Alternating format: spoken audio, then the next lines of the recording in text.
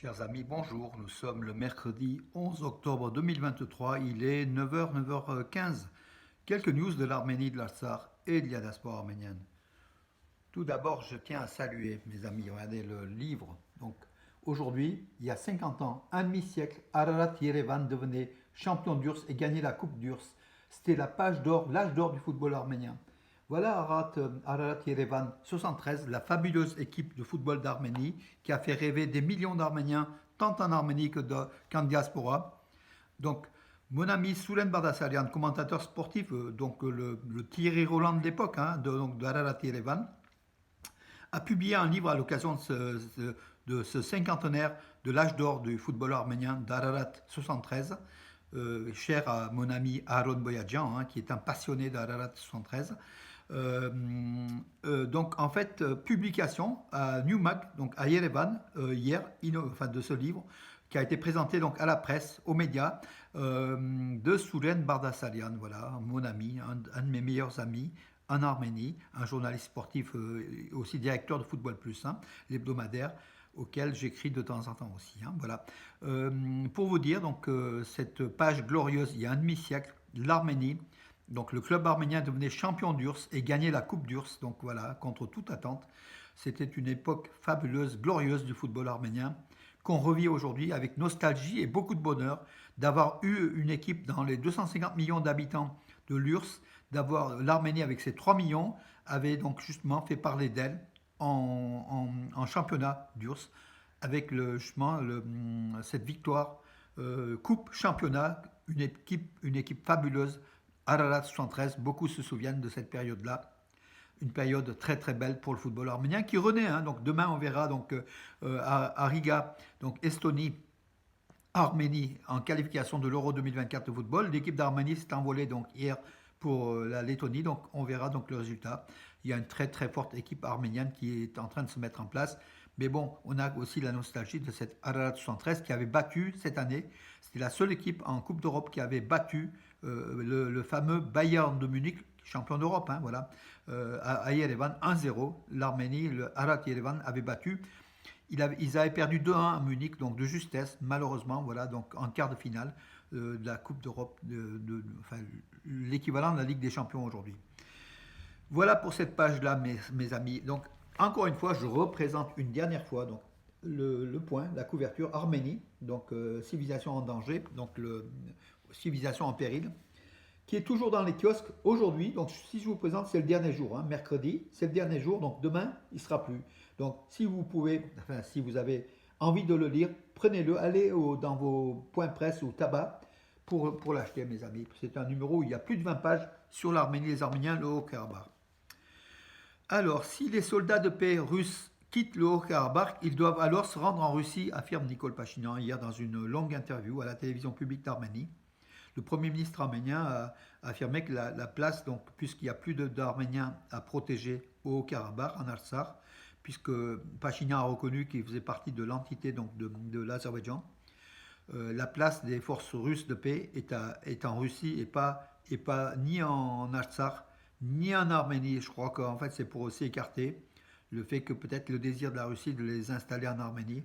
Voilà, donc la réponse de Nicole Pachinian à Moscou, où, comment dirais-je, c'est tendu, c'est très tendu. Donc aujourd'hui, l'Arménie ne participera pas non plus à un sommet de la CEI, après avoir,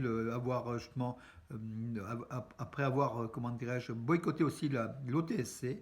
L'Arménie se détache de plus en plus de la Russie et du clan russe, voilà. Pour le meilleur et peut-être pour le pire, donc on ne sait pas, donc on verra. L'Arménie a désormais une présence diplomatique permanente au Luxembourg. Le Luxembourg qui est un pays très proche d'Erevan. Donc justement le chef d'État du Luxembourg avait justement condamné l'agression de l'Azerbaïdjan en affirmant réellement qui était l'agresseur et qui était l'agressé. Donc voilà, bravo aussi au Luxembourg, le duché du Luxembourg qui est proche justement de la cause arménienne, qui est la cause juste bien sûr. Voilà. Le ministère russe des Affaires étrangères appelait Yerevan et Bakou à un échange complet de prisonniers donc de guerre. Voilà, donc c'est Maria Zakharova, la porte-parole de la diplomatie russe, qui l'a affirmé donc hier dans un briefing, dans un point presse. Voilà, Moscou qui essaye aussi une nouvelle fois de jouer l'arbitre, alors que Moscou n'a pas joué son rôle d'arbitre lors de l'attaque des Arméniens au Haut-Karabakh le 19 septembre. Voilà. Les activités des soldats de maintien de paix russes au Karabakh seront adaptées aux nouvelles conditions, affirme Moscou. Donc Moscou n'a pas trop envie aussi de se retirer du Haut-Karabakh. Maintenant qu'il n'y a plus d'Arméniens à protéger, les Russes cherchent un alibi. Que dire aux Azéris pour rester donc sur place, voilà. Et peut-être venir en Arménie, ce que Pachinian donc, a déclaré n'en veut pas. Alors, deux jeunes grièvement blessés lors au Haut-Karabakh, donc lors de l'incendie en fait, du dépôt de carburant, ont été transférés aux États-Unis pour des soins médicaux dans des hôpitaux spécialisés. Voilà, donc leur état était très grave. Ils ont été transférés par des avions sanitaires en direction, donc depuis Yerevan, en direction des États-Unis, donc hier. Voilà, bonne nouvelle aussi.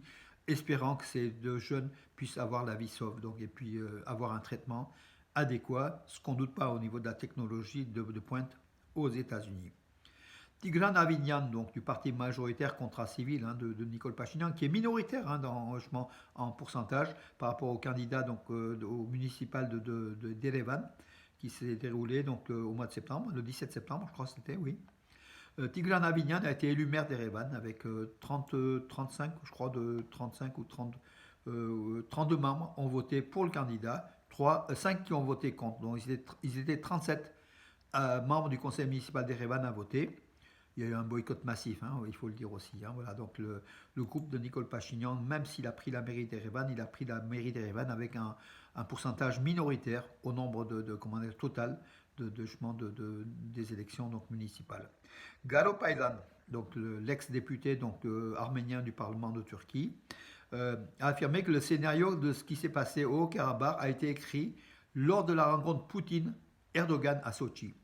Donc Poutine-Sochi, donc avant la guerre, le déclenchement de la guerre de l'Azerbaïdjan contre l'Artsakh du 19 septembre, Erdogan avait été voir Poutine pour négocier un certain nombre de choses. Donc ça pose la position de la Turquie par rapport à la Russie, son aide, la question du blé.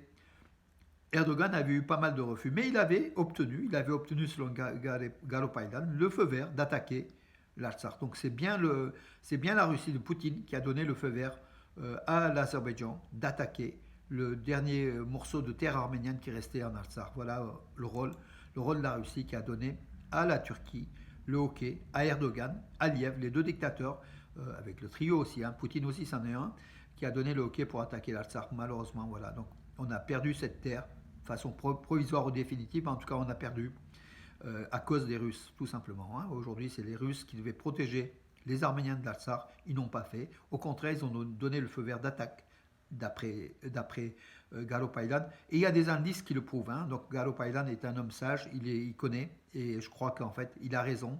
Ce sont les Russes qui ont donné le feu vert. C'est Erdogan qui l'a obtenu auprès de son ami Poutine. Voilà. Malheureusement, c'est tombé sur la tête des Arméniens une nouvelle fois, encore une fois.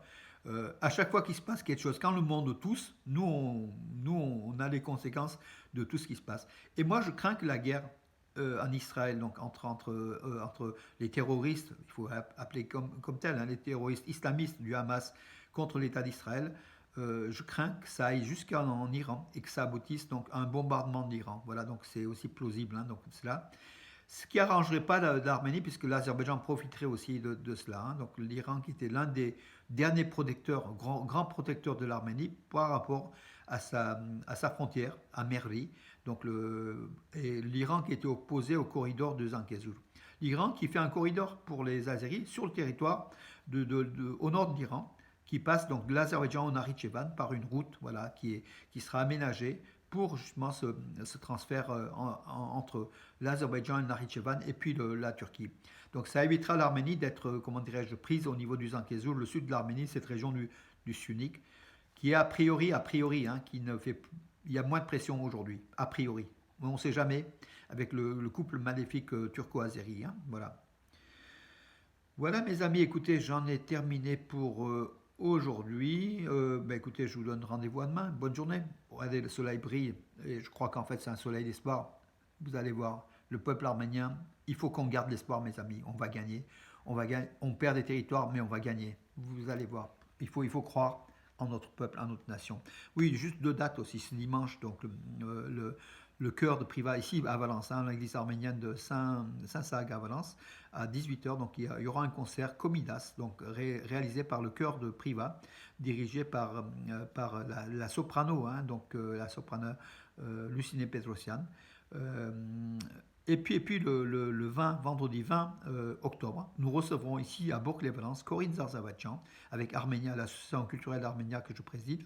On recevra donc Corinne Zarzavatian pour présenter son livre, donc le Rose de Diyarbakir, une passion arménienne qui connaît du succès. Voilà, voilà mes amis pour aujourd'hui. Je vous donne rendez-vous à demain et bonne journée.